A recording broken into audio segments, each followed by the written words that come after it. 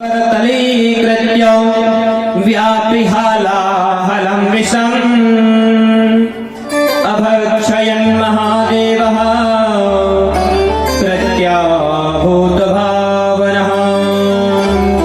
भगवान भोलेनाथ तुरंत अंजलि में विष को ले लिए और भगवान राम के नाम का आश्रय लेकर विष पीना प्रारंभ कर दिए। और यहाँ पर भगवान भोलेनाथ जानते हैं कि हमारे अंदर भगवान राम का हृदय में निवास है, क्योंकि भोलेनाथ राम जी को अपना गुरु मानते हैं। जानते कि हमारे हृदय में भगवान राम का नित्य निवास है। यदि अंदर जाएगा तो हमारे गुरुदेव को कष्ट होगा। इसलिए भोलेनाथ राम नाम का आश्रय लेकर रा कह के ऊपर मुंह खोले और माँ कह के बंद कर ली। देखिए, रा कहने से मुंह खुलता है और माँ कहने से बंद हो जाता है ना। इसलिए राम नाम का आश्रय लेकर विष को पी गए, ताकि हृदय में नित्य निवास श्री राम जी को कोई कष्ट ना हो। और मुंह से भीतर चला गया और हृदय से ऊपर रह गया, यानी गले में रह गया।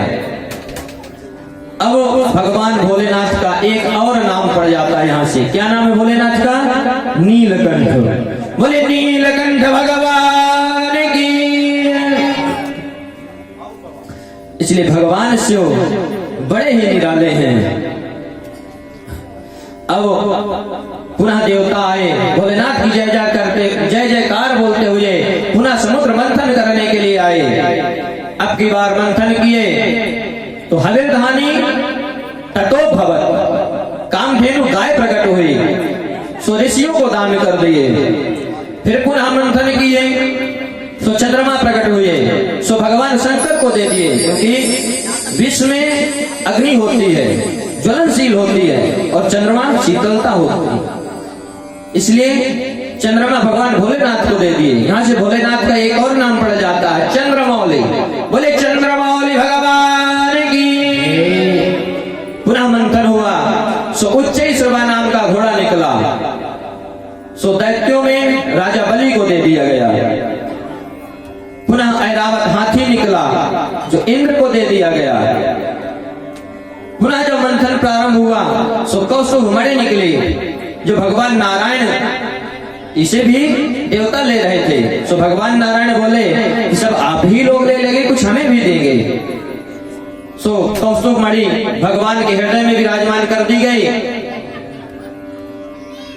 पुनः मंथन हुआ, अप्सराएं निकली जो स्वर्ग लोक को भेज दी गई। अब पुनः जब मंथन करते हैं सो आकाश में बड़ी तेजी के साथ बिजली चमक पड़ी और श्री लक्ष्मी जी का प्रादुर्भाव हो गया।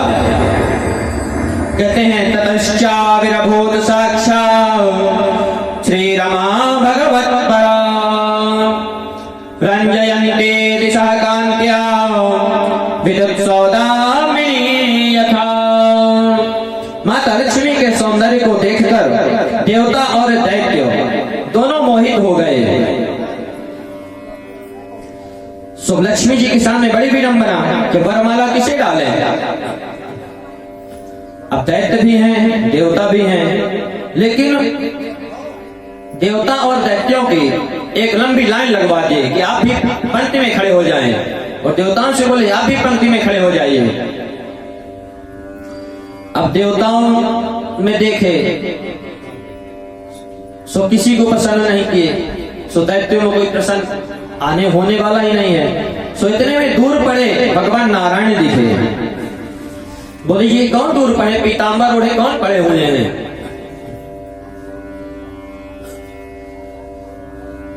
लक्ष्मी जी भगवान नारायण के पास जाती हैं। बोले इन्हें तो लगता लक्ष्मी की जरूरत ही नहीं है, बाकी तो सबको लक्ष्मी की जरूरत है। इसलिए लक्ष्मी जी भगवान नारायण को वरमाला पहना देती हैं।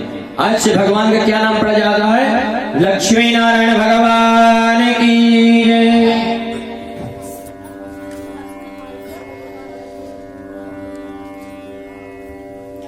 अब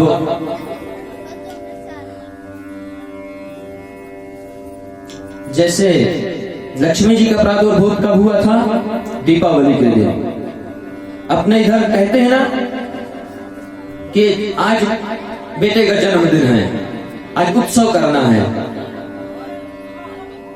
सो आजकल तो बच्चे ठीक है, आजकल नई नई माताएं भी कहती हैं हमें भी अपना जन्मदिन करना है। तो इसी तरह से लक्ष्मी जी और नारायण भगवान एक बार बैठे हुए थे। लक्ष्मी जी बड़े प्रेम से कहती हैं कि ए जी, सब लोग जन्मदिन करते हैं, हम भी जन्मदिन करें। सो भगवान बोले हम कब कर ले जन्मदिन भाई, हमें तो कोई आवश्यकता ही नहीं है, ये तो सब गृहस्थ लोग करते हैं। सो लक्ष्मी जी उस दिन से दीपावली के दिन लक्ष्मी जी का जन्मदिन मनाने लगा। और आजकल हम लोग भी दीपावली के दिन लक्ष्मी पूजा करते हैं। अब पुनः समुद्र मंथन हुआ, सो वारुणी प्रकट हुई, सो दैत्यों ने ग्रहण कर ली। जब पुनः मंथन प्रारंभ हुआ, सो धन्वंतरी भगवान अमृत का कलश लेकर प्रकट हो गए। बोले धन्वंतरी भगवान की जय। अब अमृत का कलश देखते ही दैत्यों ने इशारा किया, और इशारा करते करते ही एक दैत्य अमृत का कलश छीन करके भाग दिया। सो अब देवता भी उनके पीछे पीछे भागने लगे। जब दैत्य कुछ दूर तक चले गए, अब देवता भी उनके पीछे पीछे जा रहे हैं। ये सब भगवान देख रहे हैं। इतने में भगवान मोहिनी अवतार धारण किए, बहुत सुंदर मोहिनी भगवान धारण किए। यहाँ पे मोहिनी भगवान का अवतार होता। बोले मोहिनी भगवान की जय। अब भगवान परम सुंदरी मोहिनी रूप धारण करके दैत्यों के पास पहुंचे। तो दैत्य बोले देवी जी प्रणाम। देवी जी को देखकर दैत्य मुग्ध हो गए, मोहित हो गए देवी जी से। अब दैत्य कहते हैं कि देवी जी यह अमृत हम आपके हाथ से ही पिएंगे। भगवान बोले नहीं भैया, आप लोग अपने से पी लो, नहीं तो आप लोगों के बीच में झगड़ा हो जाएगा, और मुझे झगड़ा पसंद नहीं है। तो लेकिन असुर फिर कहते हैं नहीं देवी, हम तो अमृत आपके हाथ से ही पिएंगे। तब भगवान कहते हैं मेरी एक शर्त है कि बंटवारे के समय यदि किसी के पास कम और ज्यादा हो जाए तो झगड़ा बिल्कुल मत करिएगा, नहीं तो मैं तुरंत चली जाऊंगी। बोले ठीक है देवी, कोई झगड़ा नहीं करेगा। भगवान बोले एक काम करो, इस घड़े में ऊपर पानी पानी दिखाई देता है और नीचे गाढ़ा गाढ़ा अमृत भरा हुआ है। तो यदि ये पानी पानी ऊपर का देवताओं को पहले पिला दे, फिर नीचे का गाढ़ा गाढ़ा अमृत आपको पिला देंगे। बोले ठीक है देवी, आपकी जैसी इच्छा सो आप करो, हमें तो अमृत से मतलब है। सो भगवान देवताओं को अमृत पिलाने लगे और दैत्यों की तरफ देखते देखकर केवल मुस्कुरा रहे हैं, सुधा पान करा रहे हैं असुरों को और सुधा पान करा रहे हैं देवताओं को। अब दैत्यों में एक स्वरभानु नाम का दैत्य बड़ा बुद्धिमान था। उसे शंका हो गई, तुरंत अपना भेष बदला और देवताओं का भेष बनाकर सूर्य और चंद्रमा के बीच में जाकर बैठ गया। भगवान ने उसे भी अमृत पिला दिए। अब भगवान क्या जानते नहीं थे कि असुर है? भगवान जानते थे, लेकिन पंक्ति भेद नहीं किए।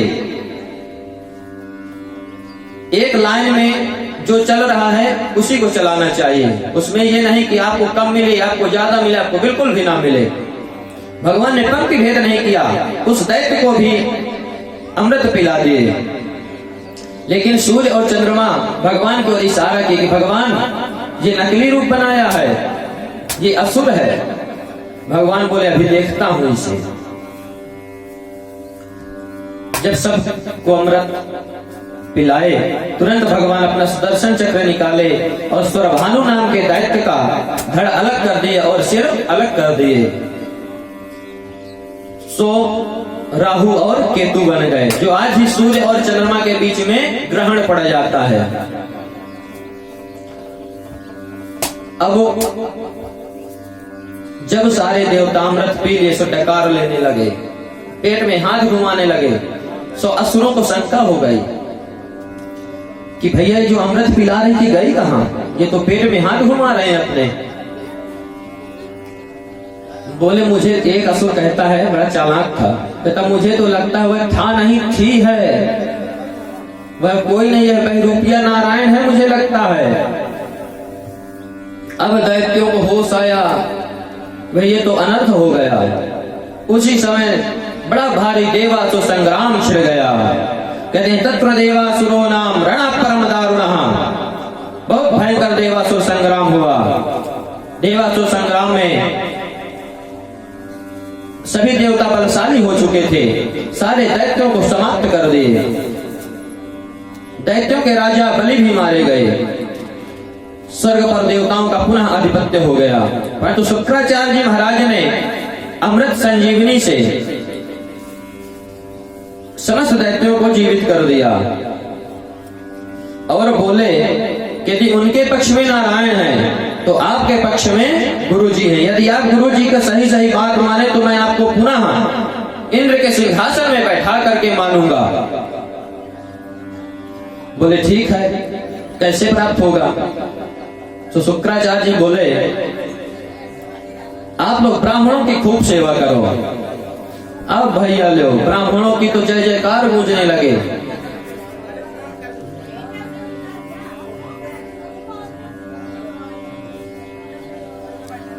अब ब्राह्मण भी बड़े भोले भाले बेचारे बोले महाराज बलि आप क्या चाहते हो? क्योंकि ब्राह्मण प्रसन्न हो गए तो आशीर्वाद बहुत जल्दी दे देता है। राजा बलि से पूछे आप क्या चाहते हो? बलि ने ब्राह्मण का बस महाराज आपका केवल आशीर्वाद बना रहे तो इतना बहुत है। बोले ठीक है। सो ब्राह्मण ने अपने आशीर्वाद से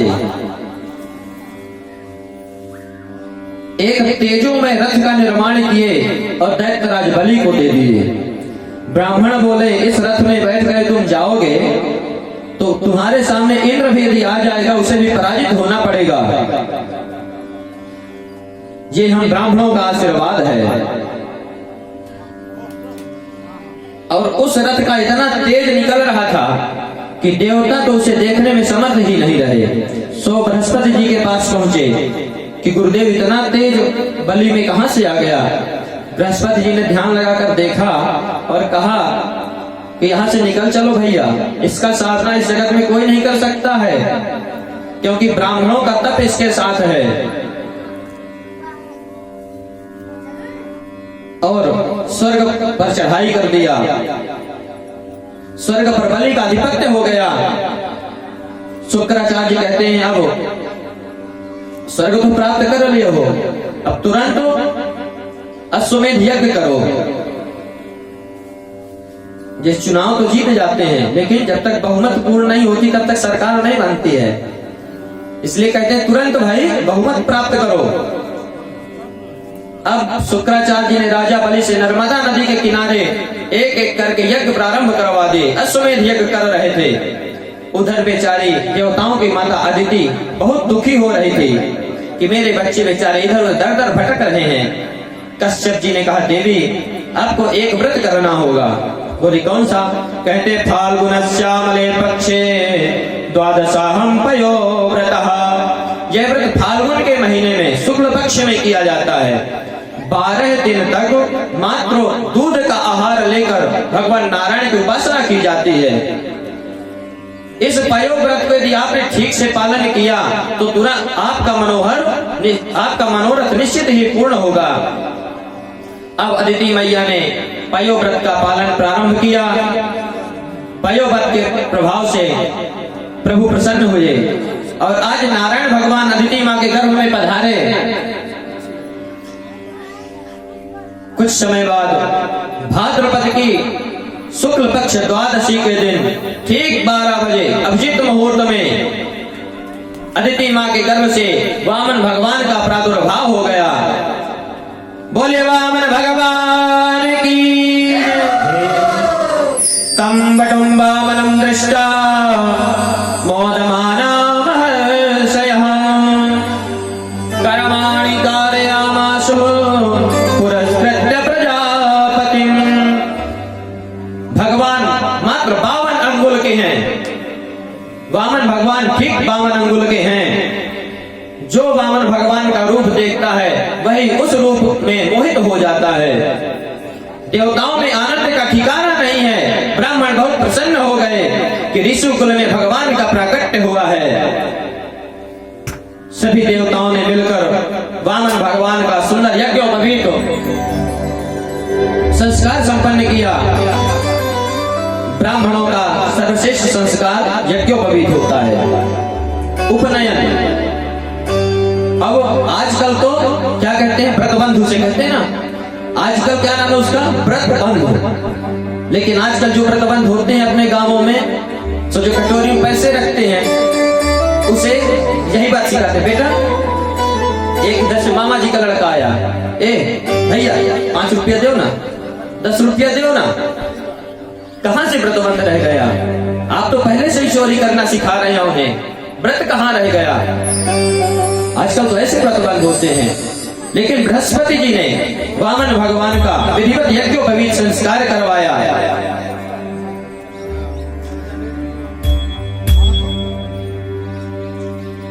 आज स्वयं ब्रह्मा जी प्रकट होकर अपना कमंडल वामन भगवान को दिए।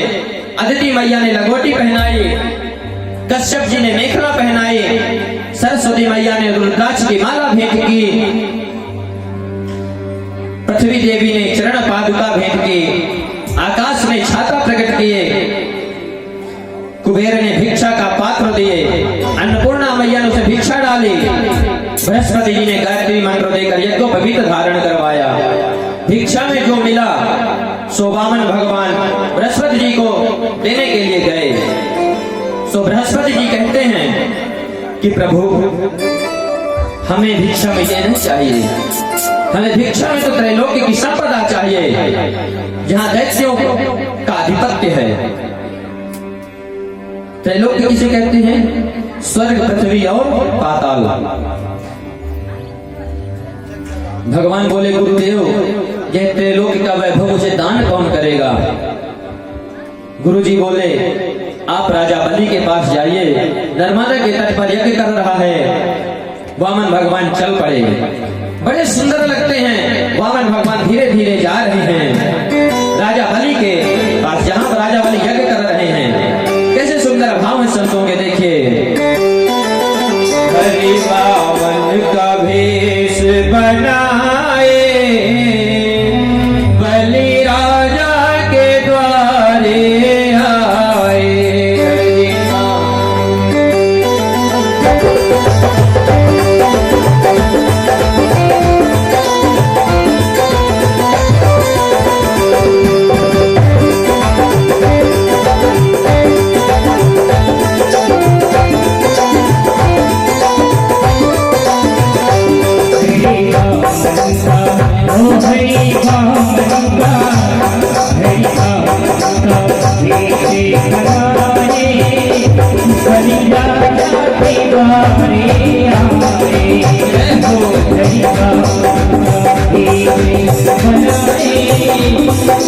Hare